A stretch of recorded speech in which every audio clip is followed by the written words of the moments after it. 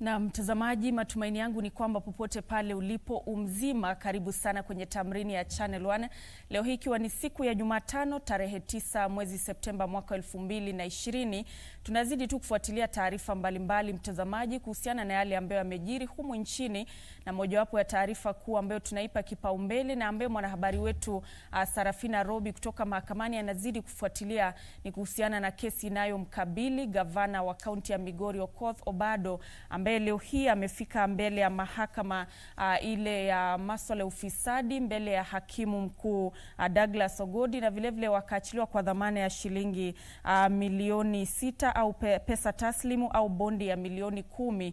Na hivyo basi tutakuwa tunapata tu maelezo zaidi, manake kama alivyosema hakimu ni kwamba gavana wa kaunti ya Migori Okoth Obado hataruhusiwa kuelekea katika ofisi yake, na vilevile anatarajiwa kukabidhi pasipoti yake kwa ofisi na vilevile kukabidhi kitambulisho na kutohitilafiana na mashahidi.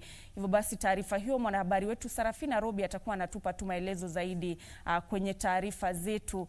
Vilevile mtazamaji, hapa kwenye studio leo hii mjadala wetu utakuwa unahusu maadili miongoni mwa viongozi katika taifa hili, manake katika siku za hivi majuzi tumeshuhudia baadhi ya viongozi wakitoa cheche za matusi, na hivyo basi tutakuwa tunajadili hilo swala kwa kina, na nitakuwa nikizungumza naye Bwana Kidi Mwaga ambaye ni wakili na vilevile mtaalamu wa masuala ya kisiasa. Hayo ni hapo baadaye, lakini kwanza kabisa tuanze kwa kupata shajara.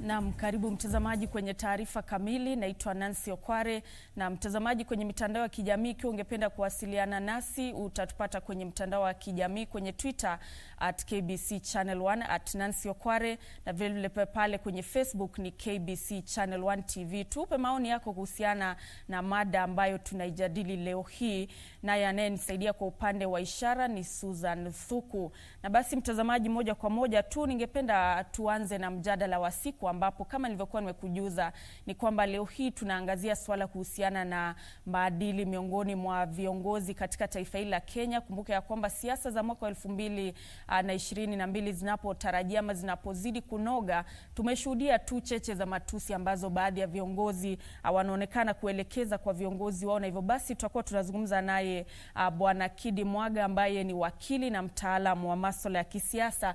Karibu sana kwenye studio zetu leo hii Bwana Kidi. Asante dada Nancy. Nimefurahi sana kuja hapa na ili sisi pamoja tuweze kuzungumza kuhusu swala la maadili.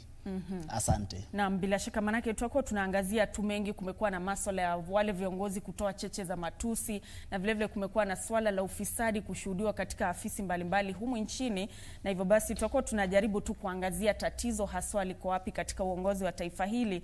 Na ningependa moja kwa moja tuanze kuhusiana na hili swala la viongozi, matamshi ambayo tumekuwa tukishuhudia katika siku za hivi majuzi. Je, kwa kauli yako unaona tatizo miongoni mwa viongozi wetu liko wapi ili kiongozi afike katika eneo ama sehemu ama kiwango cha kumtusi mwenzake? Tatizo hasa liko wapi? Asante dada Nancy. Wajua wa Kenya mwaka 2010 walipo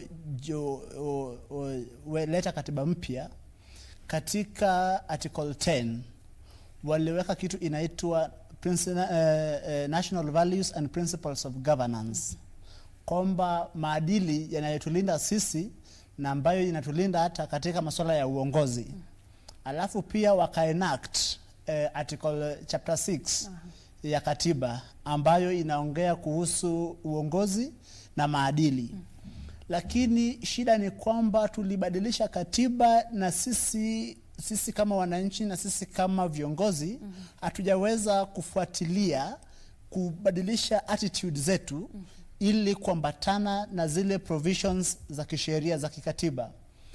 Kwa sababu mara nyingi nimesikia watu wengi wakisema kwamba nikianza na swala la Migori, kwamba nimesikia watu wengi wakisema kwamba kuna issue ya ambao tunasema kwa kisheria, especially ukiwa wakili wa masuala ya jinai, ni kwamba there is right of presumption of innocence until proven guilty. Kwamba mtu anaonelewa ni kwamba mtu asiye na hatia mpaka kipindi kile mahakama itakaposema kwamba ana hatia.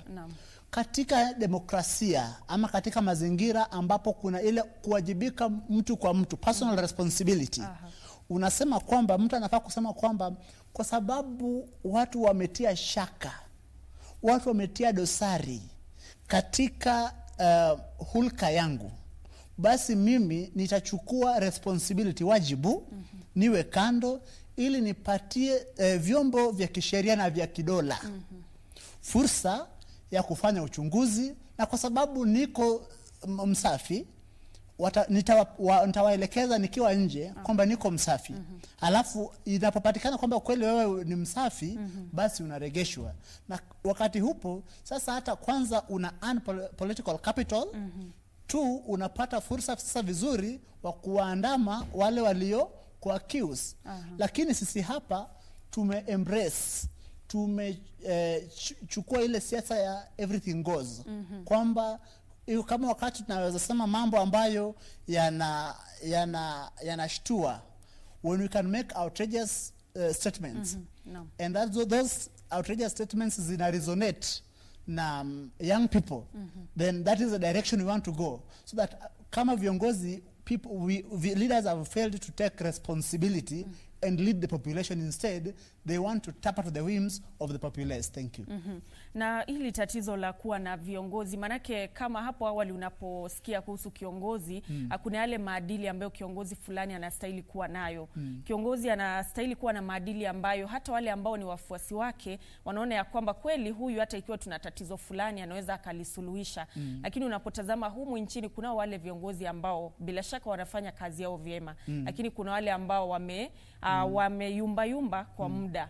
Tatizo ni kwa wananchi ama ni kwa huyu kiongozi? Manake tumezungumza kuhusu kiongozi mwenyewe kuwa na maadili mwenyewe, lakini hawa wananchi vile vile unapata ya kwamba kunao viongozi ambao wanawachagua wakati wa uchaguzi, na awali walikuwa wamefahamu ya kwamba huyu kiongozi kuna dosari fulani, lakini bado manake ana wafuasi wengi, unapata ya kwamba bado anapata ile fursa ya uongozi. Kwa Kiingereza tunasema kwamba a polity gets the leadership it deserves. Kwamba taifa linapata vile wale viongozi ambao inawahitaji. Sisi kama Wakenya mwaka 2017 Agosti tukaenda kupiga kura, na tukachagua hawa wote tuliwachagua. Kwa hivyo kwanza, shida ya kwanza inaanza na sisi. Sisi kama wananchi, kwa sababu ukisoma kipengele cha kwanza cha katiba, article 1 inasema the sovereign power belongs to the people. Aya ya pili inasema kwamba hiyo sovereign power wananchi wataitekeleza either wenyewe kwa wenyewe directly, au kupitia kwa wale viongozi wamewachagua. Kwa hiyo sisi kama wananchi tunajua kwamba tuki exercise sovereign power, ni akina nani? Swali la kwanza ni akina nani tunapea hiyo sovereign power ili kutuongoza. Kwa hivyo shida ya kwanza ni kwa wananchi. Kwa hivyo kabla hatujaongea kuhusu kubadilisha katiba, na kwa sababu katiba tutabadilisha, pili kwanza kabisa pia tubadilishe attitude zetu. Asante. Yes. Hili swala la demokrasia, manake kama ulivyozungumza ni kwamba nguvu zote ama mamlaka yote yamo mikononi mwa mwananchi. Kumaanisha ya kwamba mwananchi ndiye atakayeamua ni nani ambaye ataniongoza, kwa muda gani, na ikiwa atafanya hivi basi nitafanya nini. Lakini kuna demokrasia, na kama tunavyotazama ni kwamba baadhi ya wale viongozi ambao wameyumba katika kutekeleza majukumu yao, ni kwamba ni watu ambao walichaguliwa na wananchi wengi. Wananchi wakakwenda pale wakatekeleza ile demokrasia inayowaruhusu. Je, kuna vile vipengee ambavyo pengine vimekosekana katika demokrasia kuhakikisha kwamba ndio wananchi wameamua hivi, nguvu zote zimo katika mwananchi, lakini bado huyu kiongozi pengine alikuwa na dosari fulani, hivyo basi hakuna chochote ambacho pengine kimekosekana pale katika kudhibiti demokrasia? Wajua kwamba Winston Churchill alisema kwamba aina zote za serikali ni mbovu, ni mbovu. I mean, demokrasia ndio mfumo wa uongozi ambao ni mbaya zaidi isipokuwa hayo mengine yote. That democracy is the worst form of government save for all the others. Inamaanisha kwamba demokrasia na upungufu wake na changamoto zake na nini zake bado ni bora zaidi kuliko udikteta, kuliko monarchy, ule mfumo wa kutherithiana. Imeshinda theocracy, ile ambapo tunasema kwamba state and religion ni moja. Mimi nitasema hivi, sisi kama Wakenya tuko katika ile tunaita constitutional democracy. A constitutional democracy ni ile demokrasia ya kikatiba. Lakini demokrasia ya kikatiba iko na ile kitu pia tunaita inoperate on certain presuppositions. Hizi presuppositions lazima tuhakikisha kwamba tumeyazingatia. Shida ya hapa kwetu Kenya ni kwamba tumefanya kwamba tumekuwa na regular elections, uchaguzi baada ya kila miaka mitano. Alafu mara nyingi tumekomea pale.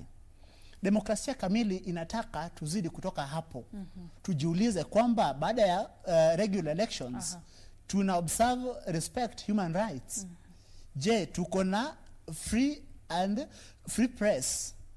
Tuko na a free and vibrant civil society?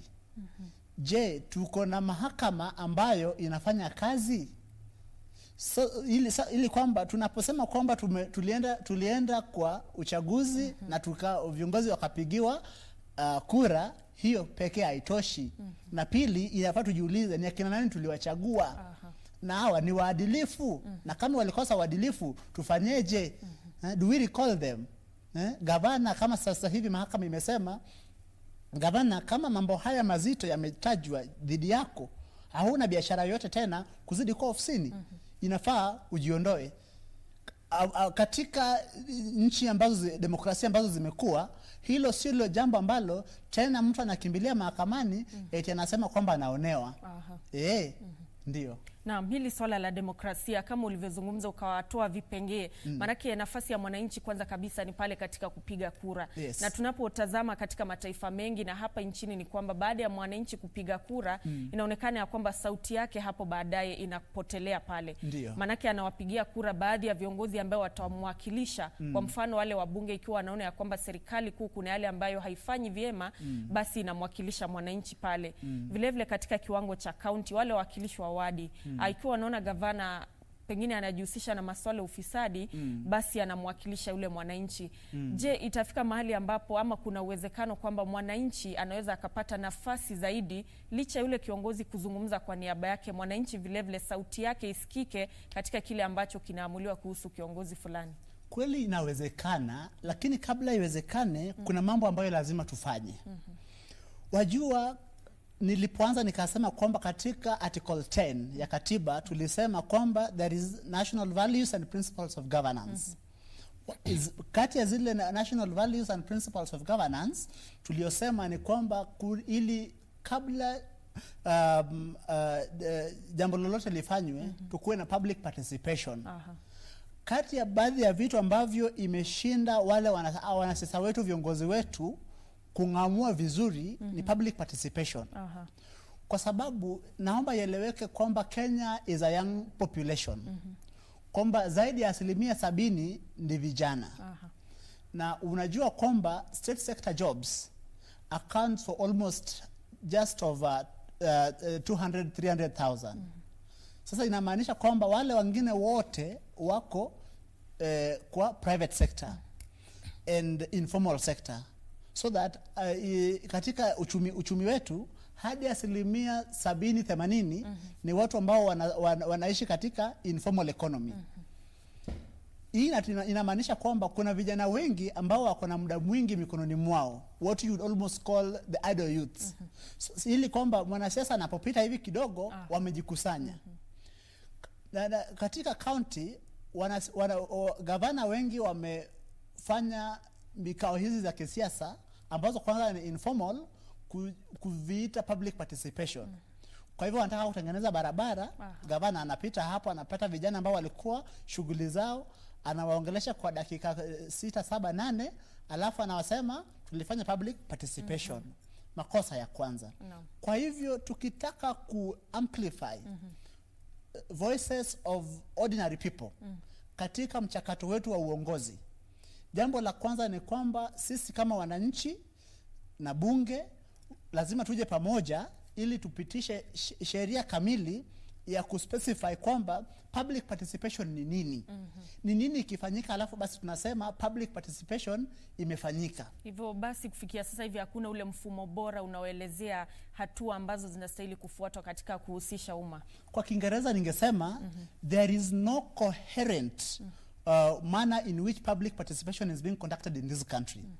And when history is written, tutaona kwamba hata mchakato wa BBI 1 na BBI 2, mchakato wa public participation ilikuwa hafifu. Basi ndio walifanya, basi lakini ni hafifu kwa sababu watu wengi hawakufikiwa bado. Hivyo basi sauti ya yule mwananchi kamili haikusikika. Haikusikika kamili. Na kwa hivyo tunataka wajua kwamba katika demokrasia demokrasia ni kwamba mwananchi amedonate ile sovereignty yake kwa an elected representative. Kwa hivyo an elected representative hafai kuendesha shughuli za serikali, zile shughuli za yeye kuwa mwakilishi ni kana kwamba ni yeye tu. Inafaa anafanya hayo mazungumzo ama hizo responsibilities kama mtu ambaye amechaguliwa na anaziexercise on behalf of the sovereign who is the ordinary mwananchi. Yes. Na tukisalia kwenye hilo swala la wale viongozi kuwawakilisha wananchi katika njia mbalimbali, ningependa tuzungumze kuhusiana na mabunge ya county.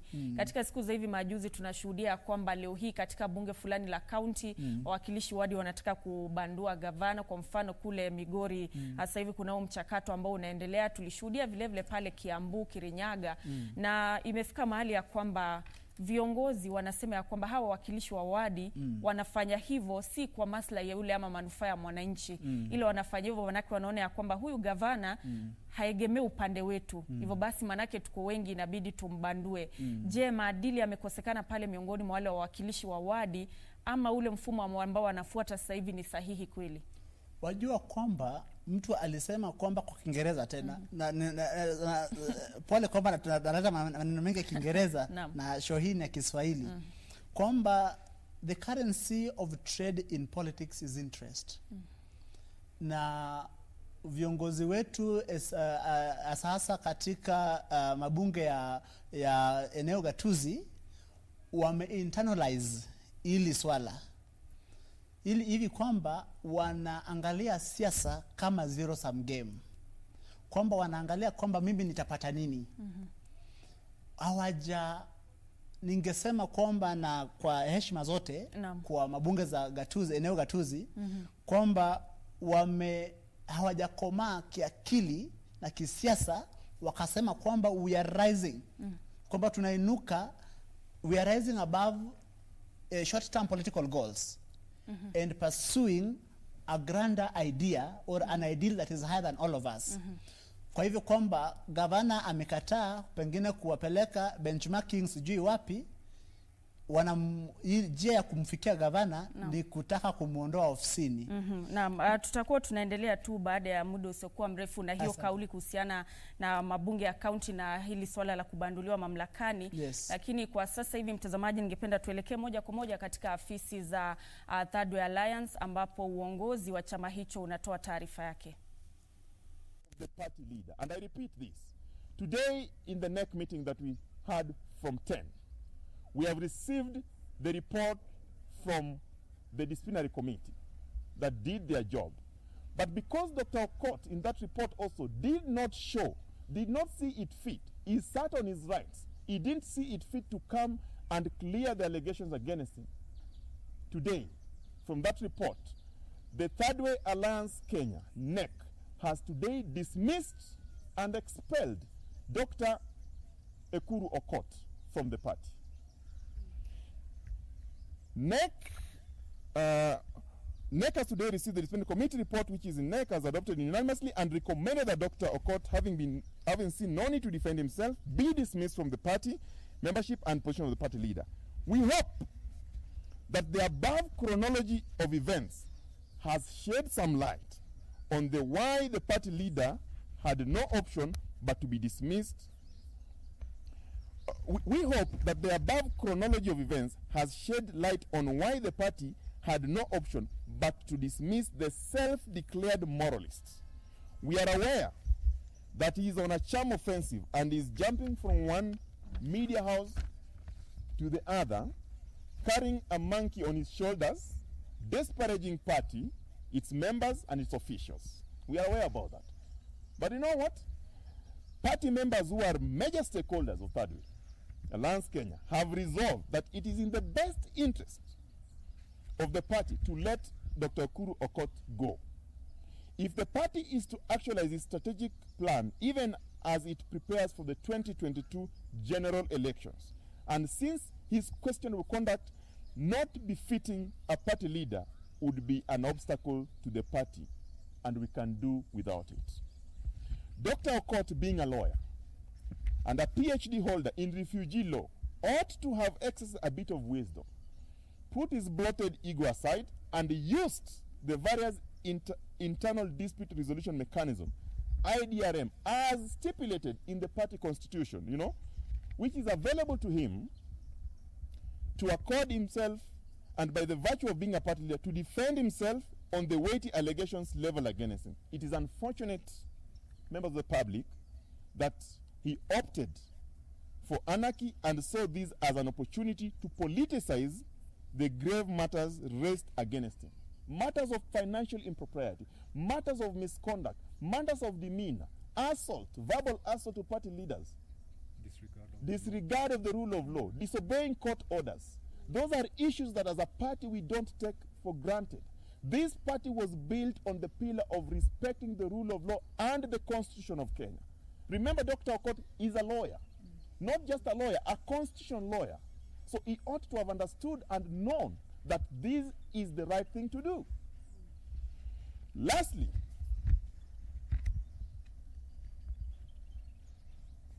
as a young, democratic, progressive, and aggressive political party that is founded on the rule of law, we have no time for sideshows and ego contests. We are not going to go into ego contests. We are not. We shall not. We will not. We have never.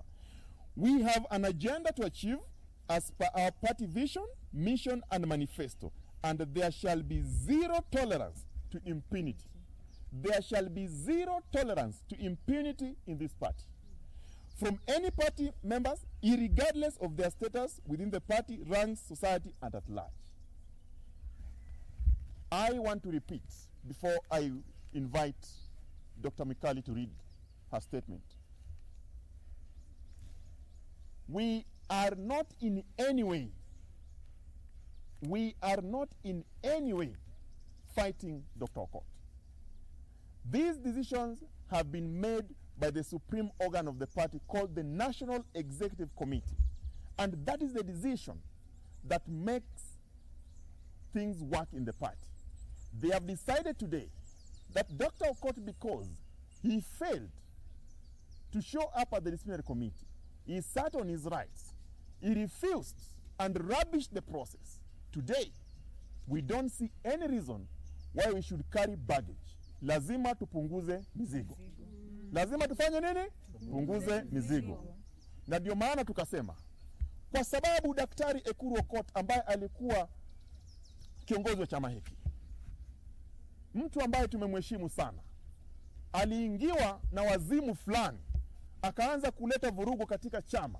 Sisi kama wanachama ambao tumependa chama chetu, chama ambayo iligunduliwa kwa misingi ya kutii sheria, hatuwezi kukaa tukimtazama akivuruga kila mtu kila pahali, akitusi hata mama ambao wamekufa ameenda chini, akitusi watu chokora. Sisi kama viongozi wa chama sio chokora, na kama anadhani sisi ni chokora, basi hii town na hii nchi imejaa chokora wengi sana, kwa sababu hatuwezi kukuwa na kiongozi ambaye yeye kazi yake ni kututusi, kutudhulumu, tukuvuruga, tukuweka huku na huku. Hatuwezi. Ndio maana chama kuu kukosea hata wamama heshima. Na juzi nimeona kuna wengine pia wamekosea wamama heshima. Si hao tu. Ukisoma hii hotuba yetu, utapata kwamba yeye pia amekosea wakina mama heshima, amekosea vijana heshima, amekosea wale ambao wanafanya kazi na heshima.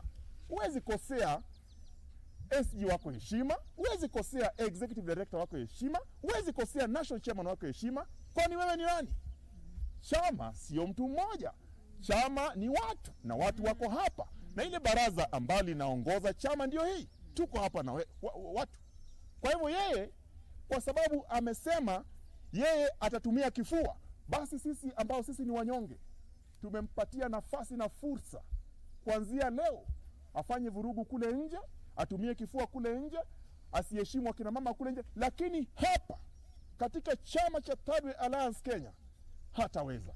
Ndio maana leo tumemtimua kutoka kwa chama kama kiongozi wa chama na pia kama mwenye chama.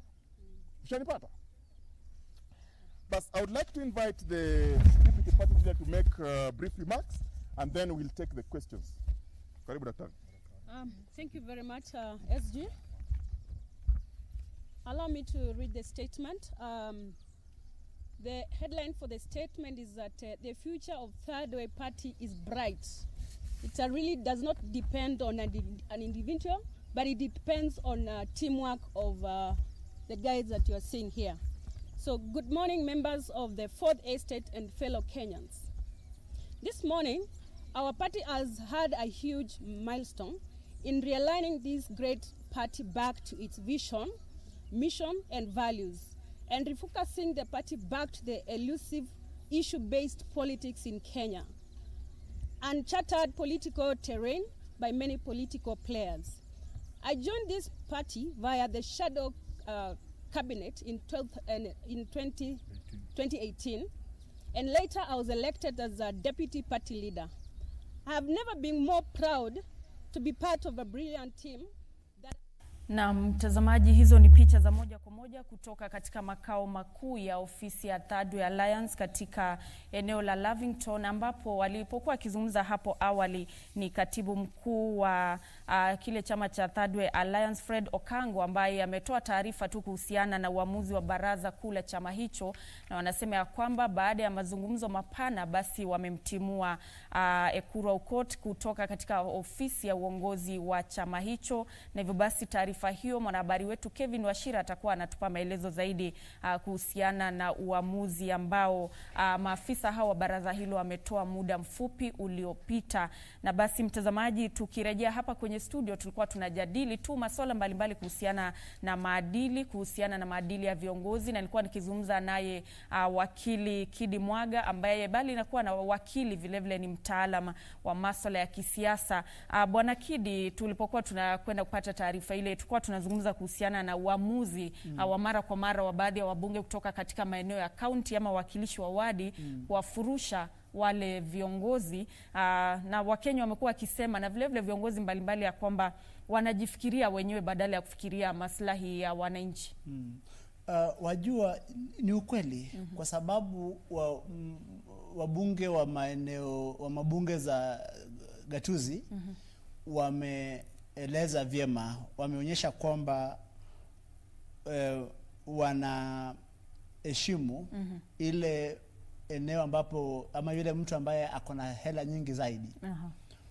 Kwa mfano tuajua kwamba juzi tumesema kwamba kila mara ambapo maslahi yao na maslahi ya gavana inapogongana, maslahi haya ni ya kifedha, huwa wana hit back to the governor kwa kumwambia kwamba tutakutoa ofisini, tutakufurusha na nini na nini.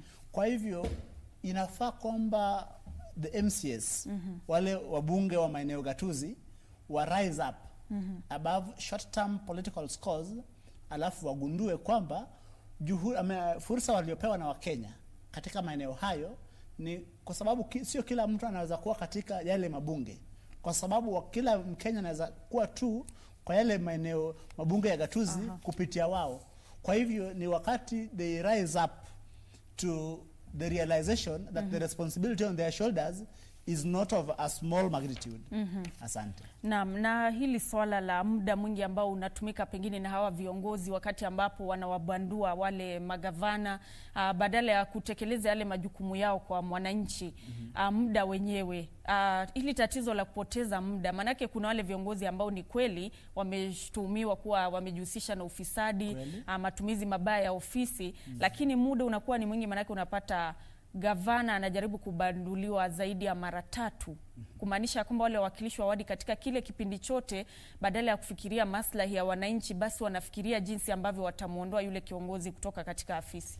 Wajua, tungekuwa nchi ambayo nidhamu yake ni sahihi, baadhi ya shida kama hayo hayangetukumba. Naam. Lakini haya ni shida ambazo zinatukumba kwa sababu sisi kama watu, sisi kama taifa, nidhamu yetu ni mbovu mno. Kwa sababu tuseme kwamba mtu anawajibika. Mtu anasema jamani, mmesema haya lakini ni uongo mtupu, na mimi nitawaelekeza, nitaonyesha dunia nzima kwamba mimi ni msafi kama pamba. Mtu kama huyu hata kwamilia ofisi, atajiondoa, vyombo vya usalama na vya kidola vitachunguza na vipate hamna hatia. Lakini jinsi wanavyosema kwa Kiingereza, the guilty are always afraid. Kwa sababu wanajua, watu wanajua, gavana wanajua kwamba kuna makosa hapa na pale. Badala ya kutekeleza devolution vizuri, wakaamua kudevolve ufisadi. Sasa wameendeleza ufisadi pale. Tuangalie Migori kwa mfano. Tume ya ofisi ya DPP na EACC imesema kwamba hadi shilingi milioni 70 na ziliibiwa. Milioni 70 ni hela ndefu, ambapo tungekuwa waadilifu, tukaanza matumizi mezuri ya fedha, best practices, prudent spending, 73 million can bring so much difference in a polity like Migori. Lakini kwa sababu sisi kama wananchi tumeanza kuwapigia makofi mabaradhuli na wakora na wezi, ndio maana tuko katika maeneo hapa tulipo. Kwa hivyo tukishawacha wale tunawachagua tu watu hao tu.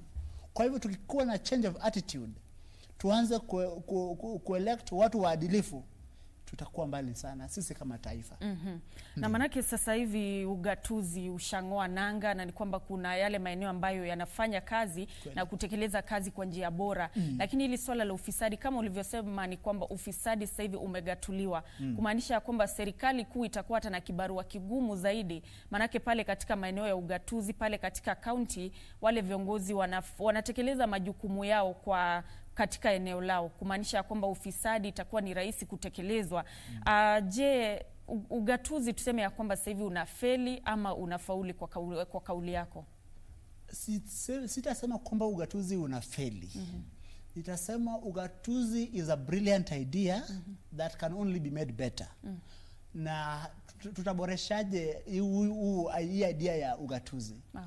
Kwamba tuseme kwamba juzi tumesikia swala la division of revenue bill, na tunaongelelea 316 billion out of a budget of 3 trillion. So that tells you kwamba ile pesa tumepeleka katika maeneo gatuzi is just a drop in the ocean. Na serikali kuu bado imebaki na hela chungu nzima. Serikali ya juu lazima ifanye mbinu na mikakati ya haraka ya kudevolve all devolved functions. So that tusikue kwamba tuko na shughuli zinatekelezwa katika maeneo gatuzi, na pia kuna shughuli serikali ya juu imekwamilia. Ili pesa ili hizi majukumu zikishapelekwa katika maeneo gatuzi, na pesa ifuate. So that kwa Kiingereza tunasema let money follow the functions. Yes. Naam, hili swala la ugavi wa mapato limekuwa ni changamoto kubwa ambazo pengine kaunti zinazidi kushuhudia. Kumaanisha kwamba kuna wale wafanyikazi wa kaunti ambao kufikia sasa hivi bado hawajapata mshahara. Kuna zile shughuli ambazo za kaunti zimelemazwa pale. Na ningependa tuzungumze kuhusiana na athari za ukosefu wa fedha za kutosha kwa zile kaunti.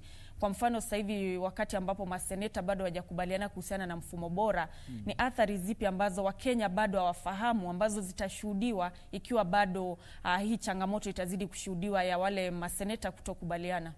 Wajua kwamba hela nyingi katika maeneo gatuzi yanatumika kwa ile kitu tunaita recurrent expenditure. Na inamaanisha kwamba hizi recurrent expenditure kwanza zinaenda kusimama. Kwa kizungu tunasema are going to ground to a halt. And when they ground to a halt, when these functions are grounded to a halt, tunaenda kuona ile kitu tunaita blowback on devolution. Watu watasema kama Waisraeli walivyosema jangwani, ni afadhali tulipokuwa Misri tulikuwa tunakula nyama. Sasa hivi tuko jangwani na tunateseka kweli.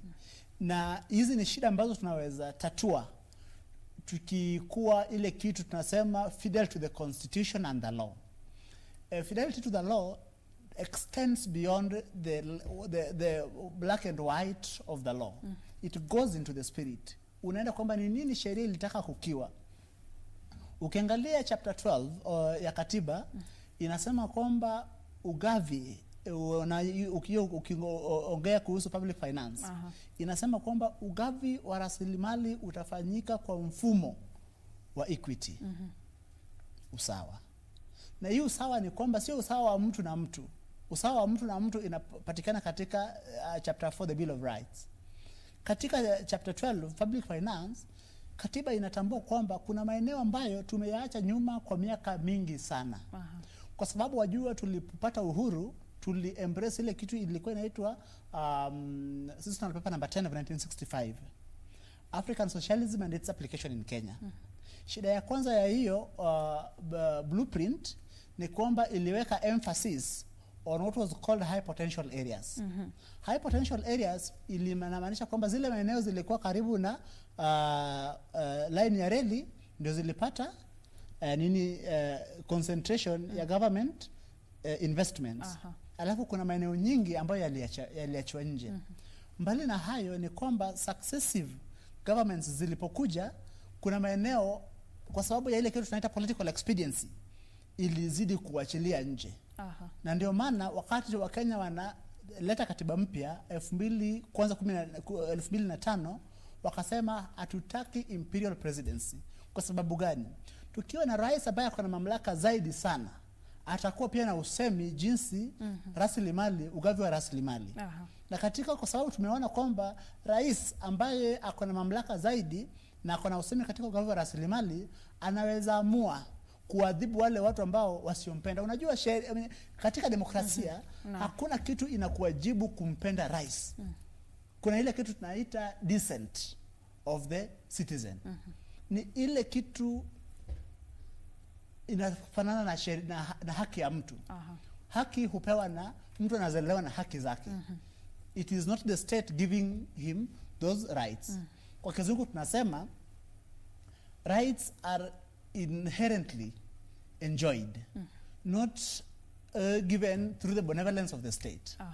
Kwa hivyo kutofautiana na rais pengine tuseme kimawazo, bado rais anawajibika kuhakikisha kwamba maendeleo yameenda katika maeneo ile. Lakini tuliona kwamba rais akiwa na mamlaka zaidi hiyo haifanyiki. Ndio maana tukataka kuikiwa. Kwa hivyo maseneta walipoingia bungeni na pia wakaanza kucheza siasa, mara wakaanza hivi na vile. Kwa hivyo ni jukumu ya Senate na CRA kufanya kazi pamoja kupata mwafaka. Na shida makosa nyingine tulifanya ni kwamba baadhi ya chapter 15 commissions tulizotengeneza chini ya katiba mpya ni tuliweka their recommendations to be just that, recommendations, advisories. Those are that they are not binding. So that had we made these things binding, then wangepata fursa ya kukama hapa na formula and basis of kushare revenue wanatuma bunge na bunge inapitisha. Lakini sasa those are the quagmires of politics.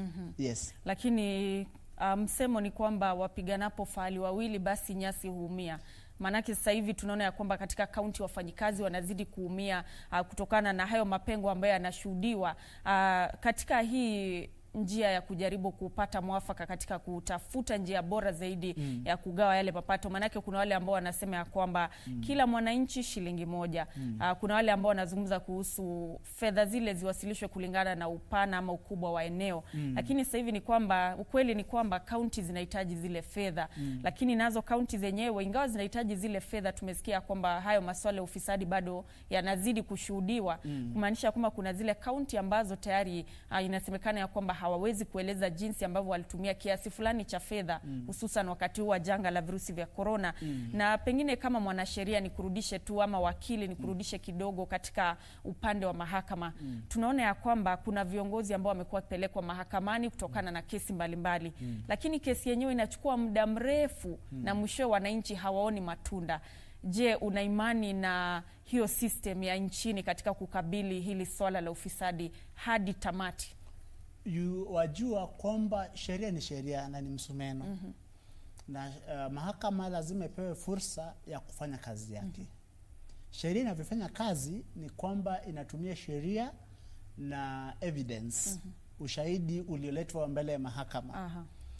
Juzi tumesikia kwamba mkuu wa mashtaka ya umma Bwana DPP alidevelop ile procedure ya kuprosecute ya kumshtaki mshukiwa.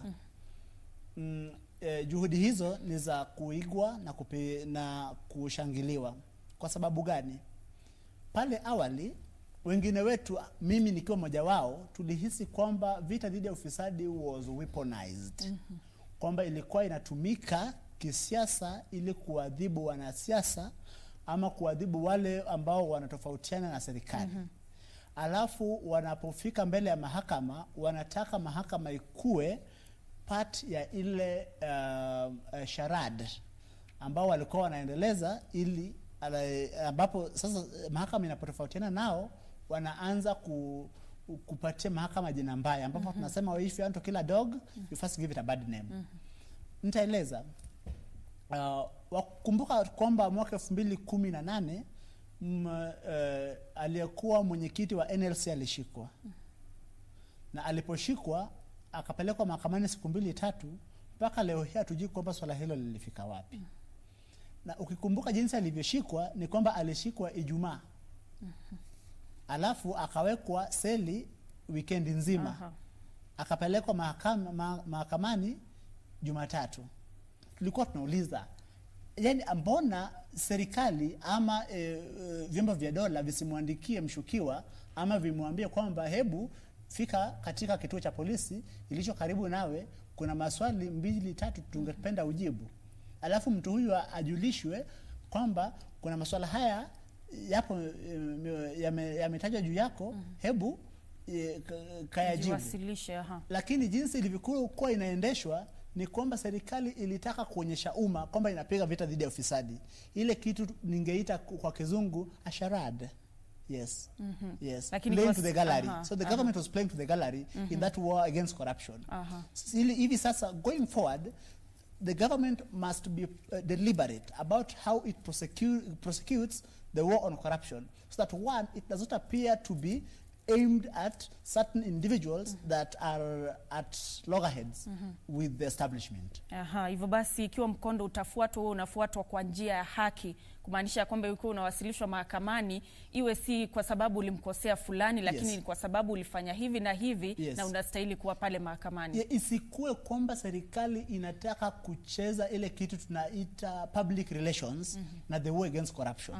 Kwa sababu mtu anaposhikwa na waandishi wa habari kama nyinyi mko pale na mnashika kamera na mna nini, alafu kesho, that is a charade.